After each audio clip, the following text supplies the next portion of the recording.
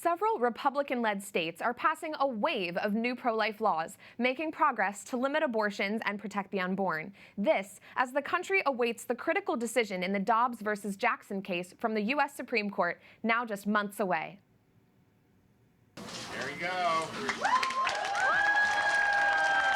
Florida Governor Ron DeSantis is the latest Republican governor to limit abortions. This will represent the most significant protections for life that have been enacted in this state in a generation.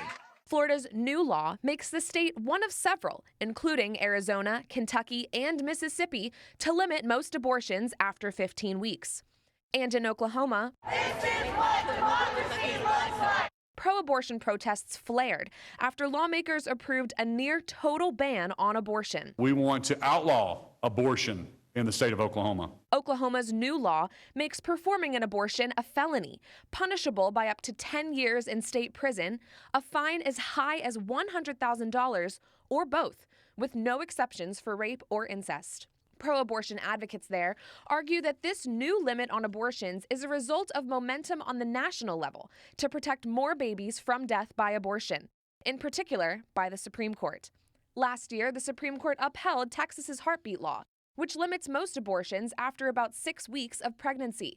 In response, at least 8 other states moved to enact similar bills that protect babies from abortion as soon as you can hear their heartbeat. Oh yay, oh yay, oh yay. The Supreme Court is now poised to issue what could be its most consequential decision on abortion in nearly 50 years. The justices will issue a ruling by the end of June on Mississippi's Gestational Age Act and will answer the question of whether or not this 15-week limit on abortion is in fact constitutional. A favorable ruling in this case could mean that state legislators will have more power to pass humane, common-sense laws protecting babies earlier in pregnancy. If the Supreme Court lets the law stand, it would overturn the precedent set by Roe v. Wade, which currently mandates abortion on demand with no limits. States like Florida, Arizona, and Kentucky, by advancing 15-week limits on abortion, are signaling they believe the court will rule in favor of Mississippi's law. It's also possible the Supreme Court could strike down Roe v. Wade completely, clearing the way for states to pass any and all laws protecting the unborn. And joining me now to discuss is our show's founding host and EWTN News contributor, Catherine Hadro, and Sue Liebel, State Policy Director at the Susan B. Anthony List. Ladies, thank you so much for being with me today. I hear you were both in Florida to celebrate the signing of this law with Governor DeSantis. Catherine, Florida is your home state. Yes. Tell me about what the energy was like there. Oh my goodness. Well, I'm sure Sue can attest to this as well. There was so much excitement. It was palpable. 500 to 700 people, it's estimated, were in there, packed into this bill signing. Wow. People who were involved in this legislation have been hoping for this and praying for this for a long time.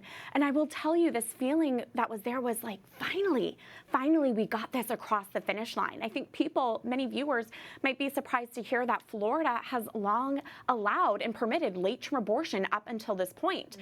People would be surprised to hear that because there have been pro-life Republican governors sitting in, the governor's chair for many years now, and yet it's taken this long to get late-term abortion banned in the state starting July 1st. So this is huge, great news, a feeling of relief and great celebration. Yes, yes. And Sue, to that point, despite the fact that Florida is a fairly conservative pro-life state, it's also been ranked to have the 3rd highest number of late-term abortions in recent years among the states that report. Can you explain how that could be possible and how this new law is hopefully going to change that?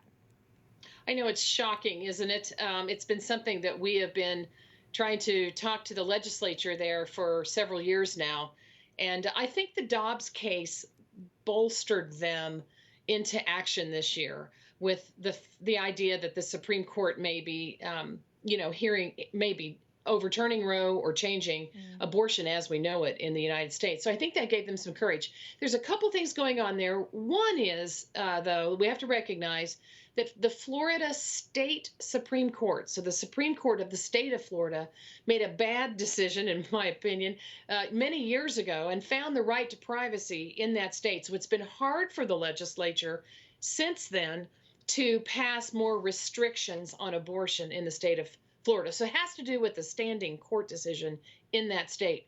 I would also tell you that while there have been, Catherine mentioned, there have been Republican governors, it's actually been the legislature that maybe is a little bit more moderate on the subject of abortion. I see.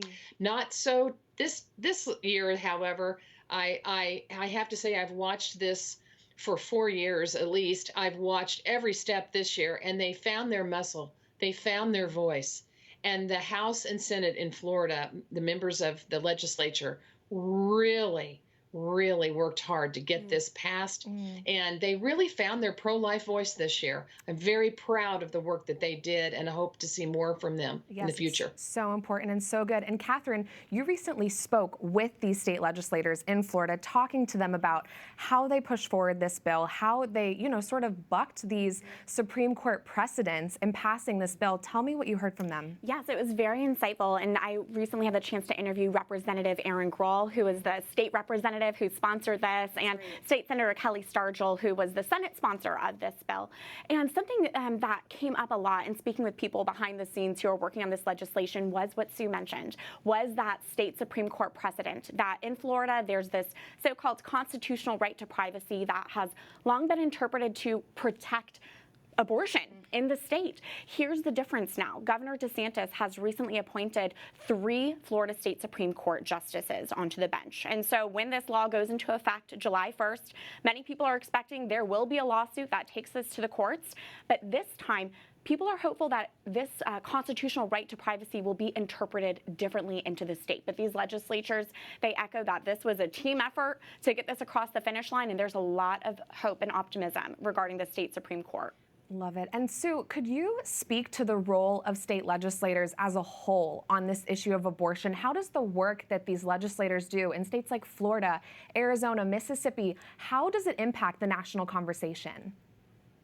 Actually, what a lot of people may not realize is it impacts the actual conversation itself. Roe versus Wade, we all think about the United States Supreme Court. But if they overturn that, they'll give it back to the states, and it will be, in fact, the state legislators who will be making this decision. That is the legislative body, the lawmaking body of every state. So the state legislators, and as you've noticed in Florida and these other states that you've mentioned, they've already thrown down the gauntlet and started going right after Roe versus Wade. So we've got heartbeat bills, we've got trigger laws, we've got all kinds of bans for discrimination and folks with disabilities. We have been pushing for the past few years. You can tell it's not settled, but it will be at the state legislature level, where each state then would need to decide if it's going to make abortion legal or illegal after Roe versus Wade goes down. Right. And what's really notable, what both of you are saying, is that despite the fact that we're still waiting for a decision in the Dobbs case, states are passing pro-life laws left and right. I want to ask you both briefly just about this culture change that we're seeing. What do you think the future is going to look like in America when it comes to abortion?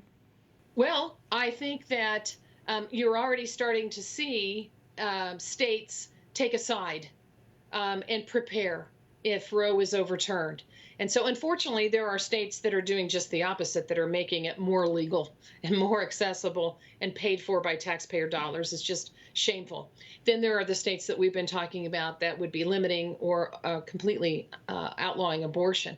And so the other thing that I wanted to mention that I'm seeing states doing, besides choosing sides, is they're also starting to enhance or support or give more funding to services for women and babies and children and families. So they're realizing that if they do overturn Roe, that they want in their state to be able to be supportive of family formation and for good health and safety for women and children. And Catherine, we have about a moment left, but I want to hear from you on this. Yes, just to echo on that, it's going to vary state by state. Every state is going to look differently. It's about to be a whole new world, this possible post-Roe world landscape that the pro-life movement needs to be prepared for, which makes your work all the more important, Prudence, and also Sue's work at the state level. Yes. Well, thank you so much, ladies, for joining me today. Catherine Hadro of EWTN News and Sue Liebel of the Susan B. Anthony List. Thank you. Thank you.